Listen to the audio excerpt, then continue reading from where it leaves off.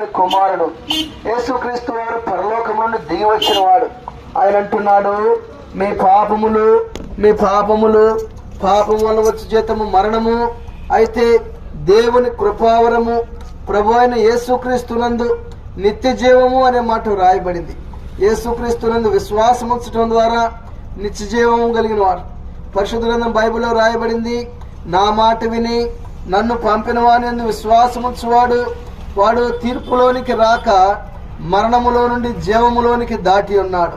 కాబట్టి యేసుక్రీస్తునందు విశ్వాసం ఉంచడం ద్వారా మనము మరణములో నుండి జీవములోనికి దాటుతాం. అందుకని యేసుక్రీస్తు వారు అంటున్నారు, నేనే మార్గమును సత్యమును జీవమును అంటున్నారు. ఆయన జీవము కలిగిన దేవుడు. ఆయనలో జీవముండెను, అది మనుషులకు వెలుగై ఉండెను. పరిశుద్ధుడైన దేవుడు ఈ రీతిగా పాపముల నుండి మనల్ని విడిపించి పరలోక రాజ్యానికి మోక్షానికి చేర్చేదాని కొరకై మన పాపములన్నీ కూడా కల్వరి శిలువలో మోసుకొని పోయాడు. ఆయన ఎంతో వేదన పడతా వచ్చాడు. ఆయన చేతుల్లో కాళ్ళల్లో మేకులు కొట్టబడతా వచ్చినాయి. మన పాపముల నిమిత్తమై ఆయన అప్పగించబడతా వచ్చాడు.